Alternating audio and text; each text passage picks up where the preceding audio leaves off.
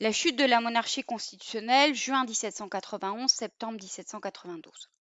On assiste dans cette période à un divorce progressif entre les Français et le roi qui va se solder par un divorce définitif et la chute de la monarchie en France. Jusqu'en 1791, le roi garde la confiance des Français car il semble accepter les réformes de l'Assemblée, même si c'est bien souvent un contre-cœur. En réalité, Louis XVI, il est pris entre plusieurs feux et plusieurs influences. Il a notamment la noblesse qui commence à émigrer et qui s'exprime notamment dans la bouche de Marie-Antoinette, qui veut un retour à l'Ancien Régime et une politique intransigeante. Il doit aussi faire face, gérer la division du clergé entre réfractaires et jureurs. Bref, la situation n'est pas facile.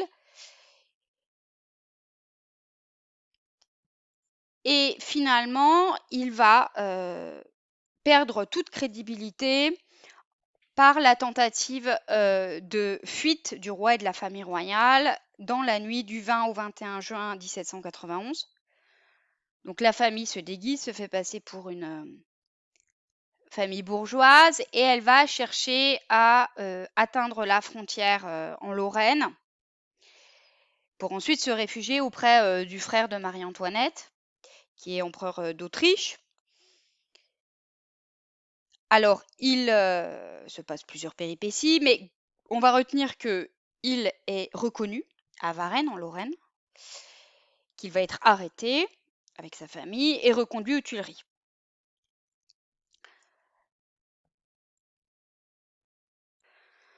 Alors, voici une représentation du retour du roi à Paris. Donc, on est au niveau des barrières de l'octroi, hein, des portes de Paris. Là, c'est une barrière de l'octroi.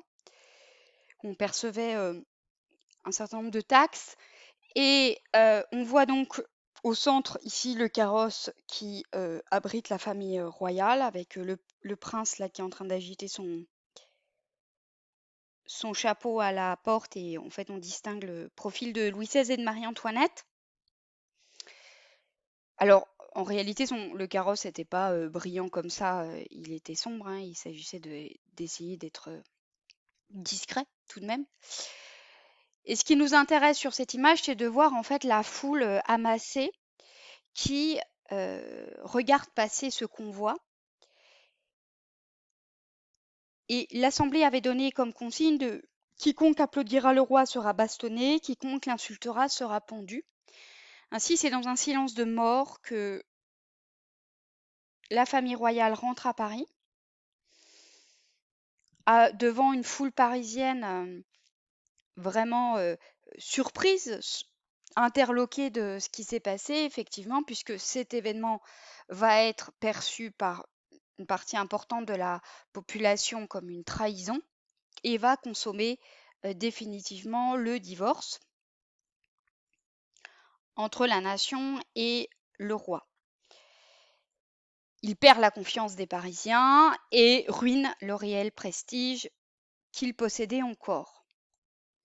Alors pour autant, il ne va pas être déchu tout de suite. Dans un premier temps, Louis XVI est maintenu sur le trône par l'Assemblée nationale qui a besoin de lui pour assurer la monarchie constitutionnelle, la survie, pour maintenir le régime en place. Donc l'Assemblée nationale va développer la thèse de l'enlèvement. Il aurait été victime d'un enlèvement. Évidemment, un certain nombre de Français ne sont pas dupes et perçoivent la fuite comme une trahison. Et parmi ceux qui sont les plus à gauche, on dirait, notamment les sans-culottes et le club parisien des Cordeliers qui est proche des sans-culottes, il va y avoir une pétition qui va être adressée pour demander la déchéance du roi. Et certains commencent à réclamer une république. Donc la tentative du roi précipite le divorce entre la nation et son roi.